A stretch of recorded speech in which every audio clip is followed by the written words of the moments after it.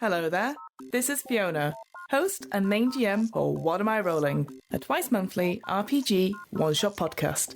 This is a bonus Q&A episode to tide us over to the next one-shot, and it is indeed a very special Q&A, as a few weeks back I had the pleasure of interviewing Polish role player and indie game writer Aleksandra Sontowska of Naked Female Giant. Aleksandra is probably best known for her work on The Beast, an unsettling erotic role-playing game for one, which she co-designed with her partner, Kamil Vekshinovich. In The Beast, the player imagines that they are having a sexual relationship with an inhuman creature and must write a diary describing their encounters, their fears and anxieties over the course of 21 days. I actually played a really special one-shot of The Beast by myself for this podcast in episode 32. It was a very interesting and unique experience for me, and one I do think about from time to time, so I would recommend playing it yourself, but only if you felt comfortable to do so.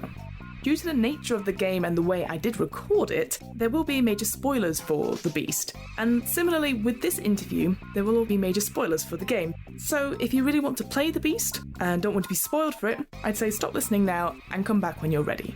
If you're ever ready. The Beast is available to buy on Drive-Thru RPG, and you can find out more about Naked Female Giant's other games on their website. That's nakedfemalegiant.pl. I'll put links to Aleksandra's work and recommendations on the What Am I Rolling website and in this episode's show notes.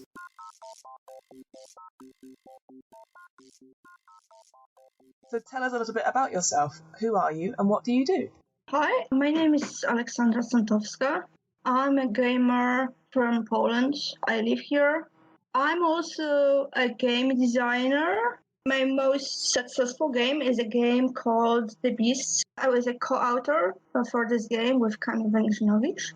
I also made a bunch of games for some contests, like Polish contests and for 200 words RPG contests. In Poland, I'm known for editing role-playing games, like editing and proofreading translations for Apocalypse World, for something from D&D. So that's what I do. So what made you want to write and design your own games then? The funny thing is that I didn't want. I wasn't thinking about writing my own stuff. Usually, it's me who says, there's plenty of people who make their own games, and someone has to play them. There should be people who read those books, you know. But once I had this idea for a stupid little games about bonobo apes that have sex. So you have a party game with bonobo apes and you're doing stuff and have sex, and like, how would it look like on a party, like a party game, you know? And I told my partner about it, and he said, let's write it down. And it was like, oh, you made a game. Did I? So it was kind of unexpected. Like, I'm still not very eager to treat things I write seriously. Like, oh, those are contest games. It's nothing to be proud about. It's just like everyone can make a game. And seriously, like, everyone can do it. Everyone can make something. What would you say is your biggest influences in writing your games or writing for 200 words RPG? My biggest influences? That's tough. I'm into so-called indie games. Like, no one would tell you what really an indie game is apart from creator ownership. But when I was starting, I started with games like Dogs in the Vineyard, with Archipelago. Sometimes I couldn't find people to play them, but even like reading things like Breaking the Ice was very illuminating. Like, you can make a game that what the game is about or what the characters are doing and how is not based on how competent they are, but probably on something else, like relations with other characters. It doesn't have to be about fighting and stealing stuff, but it could be about love or about morality, about being in a weird relations with people. So because I played a bunch of those games, it made me think in a different way. So I started to think like, what are other ways you can make a game, or like what could be important in a game apart from being competent. The other thing is that there are some mechanical style in some of those games that I catch on somehow. Yeah, like what I liked in John Harper's Blades in the Dark was lists. Like you have a bunch of lists you choose from. So if you give a player a bunch of options to choose from, it's more likely that they will choose something that's more according to the convention of the game, to the theme of the game, something like this. And the opposite is true too. If you don't give those options and the player is free to choose whatever they want, they usually people choose from what they know. So it's like you made a fighter, a dwarf fighter again, and this fighter again behaves the same way as your other fighter. Yeah? I started to think about how taking away some of the freedom and giving constraints to what you're allowed to do as a player somehow frees you from making you to be imaginative. You don't have to be an imaginative person to play this game, because this game fuels you with imaginative, with creative power. Building on these ideas that are fused in a system, you start to be more creative. And it made me start to think how the games are made, and later that I could do something of my own.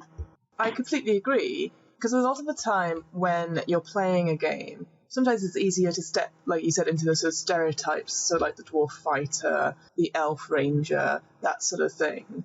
And I think it is that sort of picking out or having the rules of the game help you. Because I think sometimes it is hard to be creative. There's a improv game I played where the whole rules that it's just you and this other person, and you're doing something mundane like eating breakfast or cleaning the living room, and you just had to talk about mundane things and nothing interesting. And actually, it was one of the most enjoyable things for me, because you had to then build up these characters who then couldn't say anything interesting. So, for example, I was on an anniversary dinner with my wife, and we were like talking about stuff, and I was like, "How was your day at the office?" And she went, "Oh, you know how it is. Dave did this," and I was like, "Oh yeah, I really don't like Dave," and I got told that's too interesting. Come up with something else. And anything I said was very, very interesting. So that to break it down into the mundane stuff, I do find actually quite interesting. The other thing that I found out in those games is how you move the power of what's called a GM between players. So, we have games like Fiasco that's called GM-less, or GM4, I like it more. So we're a GM, but for a short time, and then the other person is starting to be a GM. There is a game called City of Birds where the power goes around the table, and the first player is playing a character. The second one is saying what's in the scene and pushing to the conflict. And when conflict appears, the third person looks at traits of the character and says how it went, the situation. And the fourth person says what will happen later, what kind of impact it will have on the situation or later. It's not that one person possesses the full authority of what happens by the table. It's cut into pieces. And also, the not intended result of it is that it kind of generates randomness. Normally, you would roll dice to generate randomness, but because I can ask you for what will happen then, and you're not mixed in a situation, and you're not the person who generated the situation, you can see like from your point of view and say something that's maybe it's like something totally obvious, but sometimes you say something that's kind of obvious, and we're like, oh, really? You're right, but we didn't notice this. I couldn't imagine that it would be a result of the situation. So, like, sharing the power, sharing the authority between the table gives the authority to people who have different ideas. So in bandits, I said, okay, so the bandits come into the village, and the bandit player says what the bandits do, and they also decide whether to use the mechanics. So if the bandits are kind of annoyed by what villagers do, they say, okay, it's time to roll. But in the same time, the village player has the authority upon the settings. So they say what the villagers do, and then they can say how the village do. Because it's like, okay, they are villagers, so it's perfectly clear that they know how the village look like, right? This was an idea to share the authority of what is we call usually being a GM between like two players, and to make a two-player game where you play a group of people on both sides. And I was thinking, like, because I changed this authority, it wasn't that easy for other people to see it. The other thing with games such as like Bandits and with, you mentioned Fiasco, is that it can introduce people into suddenly controlling in a way, like people who aren't used to GMing or running a game. Because a lot of the times I experience, and I'm sure you've experienced as well, is a lot of people love to play games, but they don't like running games. And it's a mixture of confidence and not knowing the rules. And I think these GM-less games, or games that don't necessarily need a GM, it encourages people to, you know, go outside their comfort zones and try silly things, but then everyone else has to say yes and build on it, or try and find ways around these obstacles. It's freeing, like he said. It's sort of, it frees you to do things that you wouldn't expect, and I think it gives you that confidence to build on, so that if it comes to a time when you are going to play a GM or you want to run a game, you have it there. I think why it's possible with games like Fiasco or Bandits or City of Birds. It is possible because they are pretty short as a book, or a booklet in some cases, and the instruction is pretty clear. You don't need a special and very intelligent person to do it. I try from time to time to read those games like Warhammer 4th came, or my friend is running Coriolis. So Coriolis is 388 pages long. The funny thing is with Coriolis, it has like about 5 pages about how to run this game. The rest is like there is some mechanics, so how to make fights or how to make a character. In those 5 pages, you have how to distribute darkness points, so like the GM mechanics, and what is a situation or the scene, and that's it. And it's like 380 pages. You have only 5 pages about GMing? Like, it's absurd. People are like having these great looking books and putting them on the shelves, and I'm very strict on what I think about it. I think they are killing them. Like, if you're not playing a game, it's dead. You could put it in the on a frame and put it on the wall as a picture. Like, it would be that useful. Like, I understand they are collecting these objects, but that's what I mean. They are objects. They are not games. They're not alive. You need friends and like imagination to fuel this game. It won't happen without you. Can you give us a brief overview of The Beast? What makes it stand out to other single-player games out there? I don't know much about one-player games. I just found out there are some. So we made this game, and then suddenly there were like a lot of other one-player games. So I won't answer this question. I couldn't. But I'm very happy that there are others. Well, then, can you give us sort of a brief overview of the history of The Beast? I think you talked about it before, about how you and Camille had 2 different ideas and then merged them together.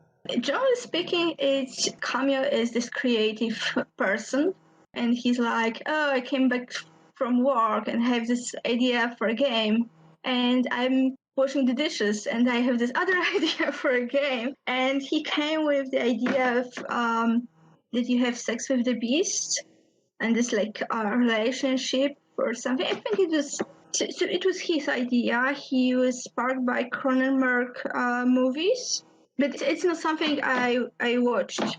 I had to watch them with him to like grasp the horrid ideas.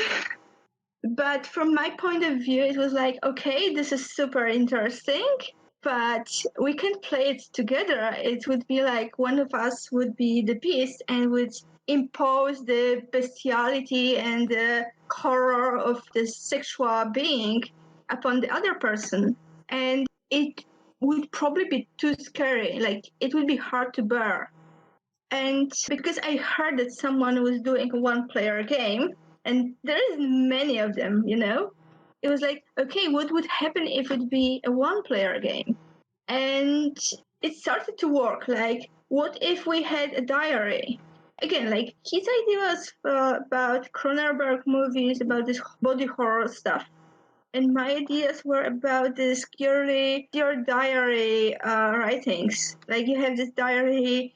I think a part of it was based on some random articles about BDSM relationships.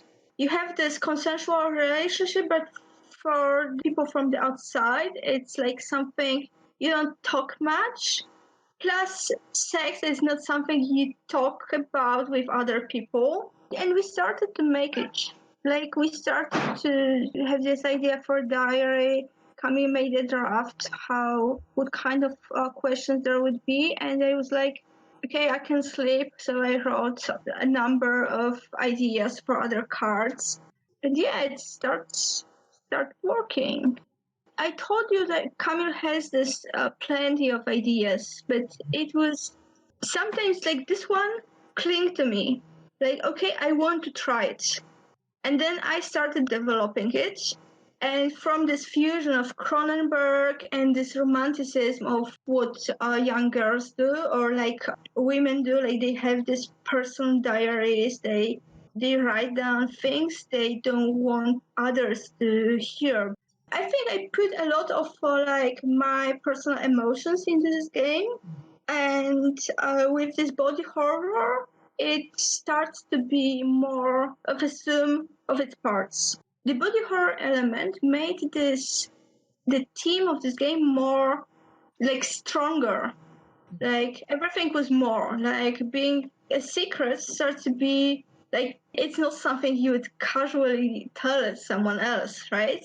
The loneliness and of being alone with the secret is harsher. The sex is even more. Like the sex is over the top and like very weird. The idea of having the secret and having it for 21 straight days at no breaks at all, and that idea of building on everything you've done from the little prompts you get, it gets to the point where you do think about it even after you've finished it and played it. Like, I still think about it from time to time, and obviously when we talk about it, but it's true. Like, it's an interesting concept for someone who's never played. Like, I've never done a LARP, or I've never done anything for that long, like just one person, like you could say like video games or something like that, but it's something that's video games, obviously that's like a persona. You can recreate yourself with the personalization of a character perhaps, but that's more of a set narrative, whereas the Beast obviously is prompting what you want to do, what you think is going to be. Like I said to you before, I've never experienced anything quite like it, and it's something that makes me think about the idea of like, would I have done the same thing if it was not a beast, if it was someone that I was seeing? Like, if they suddenly acted out really aggressively, or if they did something bad. And obviously at the end of my story, spoilers if people are listening, is that the beast left me, but I had the choice of either killing the beast dying, the beast leaving me, or I leave the beast. And killing the beast and the beast dying didn't really suit what I thought would be the case. So it was either between, obviously, me leaving or the beast leaving. And I just weighed up what I'd said over the last 21 days and realizing that even though these little red flags were popping up, I couldn't leave. So I thought it made me reevaluate, like you said, it changes you a little bit. So it made me reevaluate how I would see relationships and how I'm always giving advice like, oh, that sounds like a bad person, you should leave them. If I can't leave my own creation of a partner, So it was very fascinating to go through it. So I'm very thankful for both of you for creating it. So I was thinking whether, like, in what way, what it says about you when you're making this last choice. And, like, I killed my beast because I couldn't deal with what happens, but also with my own cruelty.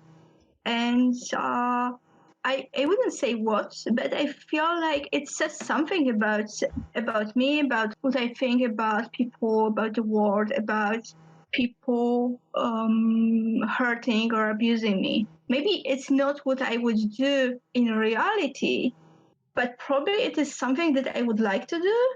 Maybe.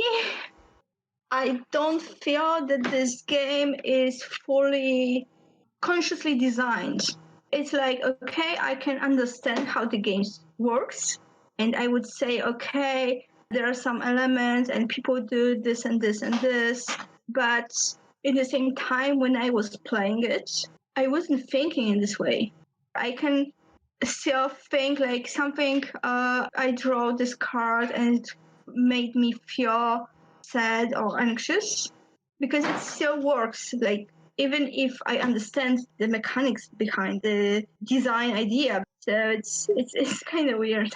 Another point I was going to also talk about briefly. So the Beast obviously is a single player, and most of your other games are between 2 players, or mostly 2 players, I think. Again, was that a conscious decision? Like, do you prefer games where it's just low numbers of people when you're designing games?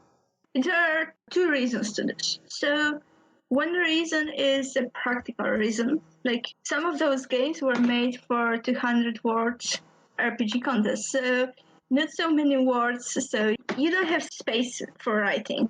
So less players, it would be easier to have all of this on a page, like 200 words, not much.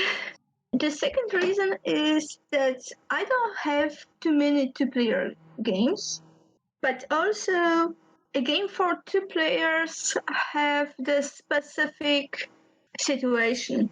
There is a game called The Hour Between Dog and Wolf that's about a serial killer and a detective that looks for him. Like, it sounds very, very good. So this is what I was looking for in those games. Like, what if we ignore the element of a setting? Like, we have implied setting or just a little setting that we know, we both know, but not challenges against environment, but between the characters. So we'll talk about then, you mentioned it a little bit before about 200 words RPG challenge, and you've taken part in the last few years. How's that experience been for you? So 200 word RPG challenge is a contest, and the goal of the contest is to write a game in less than 200 words. That's it. In the first edition, the layout was allowed, but not anymore. So now you have words only.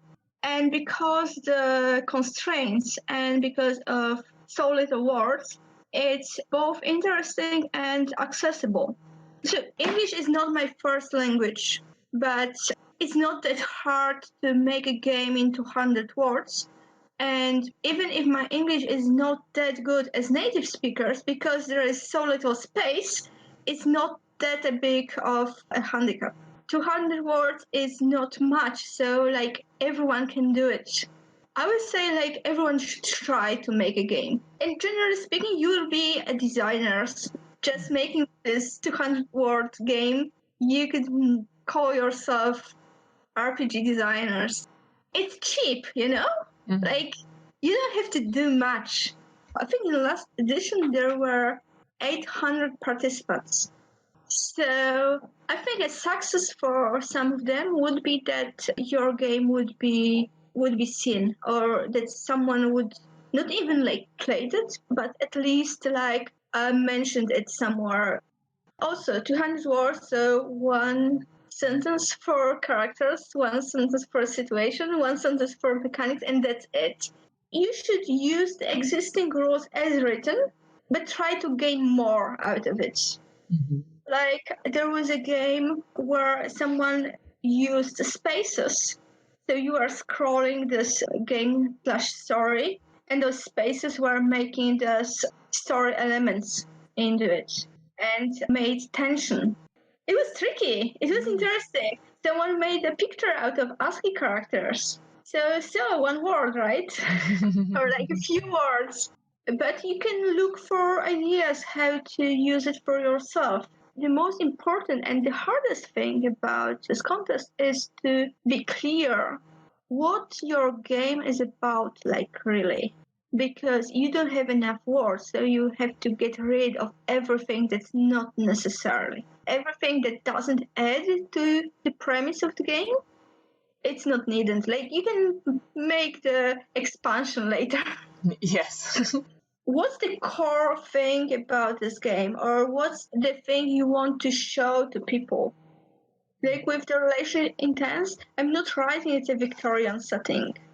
I don't really need this, but with the choice of word or with the idea of there being a muse and an artist, the reader would assume it's this kind of situation. Mm-hmm. The Victorian or early 20th century, so I don't have to state a period. I think this contest will help people understand the importance of the conscious choice of words and how much you can say in a small number of words. Of course, if you're making a game, you can try to do it like in a little word and then expand it or clarify it in extra pages, for example. But what it's really about, 200 words should be enough for the basic concept for the game.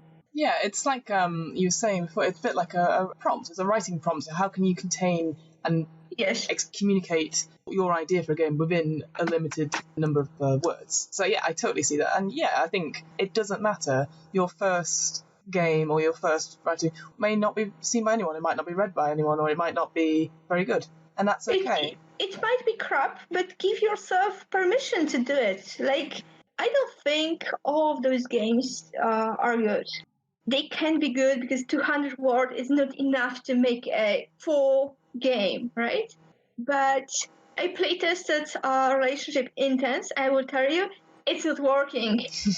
Mechanically, it's crap. But as we were playtesting it, it was like, oh, there is something. Even with the mechanic that didn't work, we felt as if the relationship, we can feel it, it's abusive. We can see there's problems. We can see that there is power dynamics, even if the mechanics didn't work. So the premise works. I'm like, oh, I should expand it. I have ideas how to do it. Maybe I will do it. And you should give yourself a permission to try it. Yeah, permission to try, permission to fail, and permission to sort of inspire yourself as well. Because that's like you saying, like, okay, playtest didn't go so well, but you then were like, okay, next time I'll change this, this, and this. And so instantly, the game itself, it's not crap, it just needs tweaking. But even, let's say it's crap. Okay, it doesn't work, but I learned something. Okay, it doesn't work, but maybe I can salvage some elements from it. Maybe I'll make a game with totally different premise, but that would have some elements from this old experiment. And maybe this tiny bit will inspire you later. What would be your sort of main advice for anyone who wants to play The Beast? I know we've talked a bit about spoilers just now, but in general, what would you say is a good way to sort of approach this game? The first thing I would say to anyone is read the rules and try to abide by them. It's pretty obvious, but it's not like, how to say it? I know people are hacking games before they are playing them. It's kind of funny because I feel like this way you won't know how the game works. So with playing The Beast, so you made a recording of The Beast, right? Mm-hmm. Yes, you did. And in making a recording, you're hacking the game because you are supposed to what? To write in the diary and not show anyone, yeah? Yeah. So you made a double hack. It's not that I'm angry or something. It's more like the rules are for something. And by the way, I loved hearing the idea or reading the writing, but I feel in the same time, I feel that writing with the idea of publication would go somewhat differently than if you write it for yourself. It will be more conscious. I'm sure you omitted some elements that would be too gross to say. Surprisingly, I did edit it, but it was mostly me writing down stuff. But it was interesting. It's what you said. Actually, it's a very good point. Like, because I did have in mind, obviously, I'm recording, so I said a lot of things out loud and thinking out loud, which I would not have done. I probably would have just been more instantaneous whilst writing down, Yes. rather than like talking to myself out loud in a very quiet room as I read these questions out, hoping that no one else can hear me. So definitely, I definitely see that. Yeah, I loved a question someone asked me. So I was writing my diary on my laptop, and what should I do now? And I was like, okay, so you hacked the game, and I don't have any responsibility on what you did because I can help you with this. And then I was like, okay, but you were supposed to hide or burn the diary, right? So I know, like, format C would work. I don't know if that's what he did, or I don't know, burn your laptop or something. I love how, like, making these little changes to the rules make following the actual rules kind of impossible, kind of hard later. And it was something what I expected in the beginning when I wrote the rules, but anyway, they work like this. But with actual playing, I feel like the most important thing is following your guts and writing what you feel, trying to bear with the beast. I know it's hard. I was there too. And one thing I feel it's kind of important, or maybe not important, it helps and it adds to the experience, is that the rules doesn't say who you're playing, but it kind of assume that it's you yourself. And to use the ideas or things, objects from your vicinity, like your favorite cup, and also to look for consequences of whatever you stated before by using things from your own life, looking for like who could know about the piece and take just a random person like from your office or from building you live in. It makes all of this more intimate and kind of gives this a real feeling. I feel that the answers to the questions are more honest, and in the same time they feel scarier.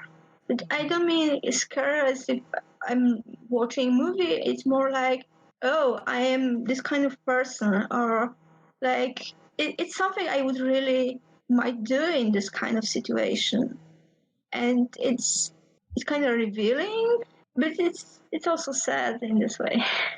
It reminds me a little bit, if you've ever seen Neverending Story or read it, there's a bit in it where Atreyu, the sort of small child in the story, goes up and there's a doorway. It shows you who your true self is. And when Atreyu goes up to the mirror, or the mirrored door, he sees Bastian, who's the kid that's reading the book. And it's that moment that Bastian realizes he is in the book, he is that character. And realizing, like, it's not choose your own adventure, obviously, but it's that idea of that you said that it's something that is revealed that, well, it's not even revealed. You know that these decisions are a reflection of yourself, and how true that is of yourself, how much you're willing to admit it, can be quite. It's scary. I agree. There's no other real term for it. It's kind of like, am I really this sort of person? I want to be someone else. I want to aspire to be someone else, and.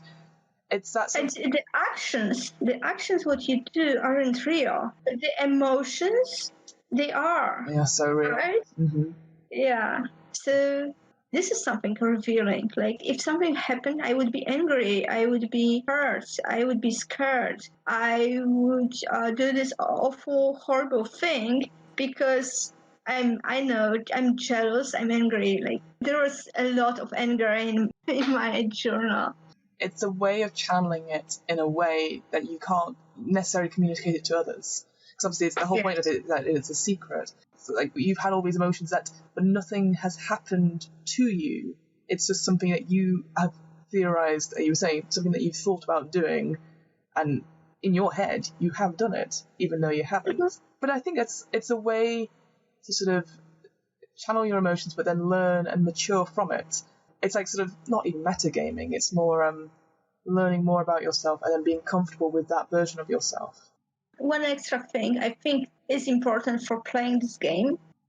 I know that people are sometimes, especially people who never, role played before or like wrote stories before, like, okay, what should I choose? I have ideas, what should I choose? Or I don't have any ideas. What I think is just grab one, like the most simple one or most obvious one, and just go with it. And like after a day or two, you have something upon it. It's just like taking consequences from the situation. Even like the smallest things, like if you take the consequence, like look for consequences of them, it would give you a situation why having the beast in your life is such a joy and such a hassle. Where can we find out more about your work, and where are you on social media so that people who listen can find out more? So my blog is nakedfemalegiant.pl. I mostly write in Polish, sometimes in English. You can find there some of my games ideas or like weird ideas. I made a page for the Beast, beast.nakedfemalegiant.pl. I'm on Twitter as Care for the Beast. I just started. I don't have much experience with Twitter, so if you tweet me something and if you think that you like the Beast, add me. If you have any questions, ask me in private message or tweet. Thank you for doing this interview again with me. And yeah, I really enjoy talking about games and enjoying hearing other people's perspectives of them. So thank you so much. It was super fun for me. I liked how you let me talk with you instead of asking me questions. It's nicer. Yeah, well, thank you. Well, second time's the best time, right? I'm hoping to do more of these special Q&A bonus episodes in future, including Q&As on the one-shots we've run here at What Am I Rolling?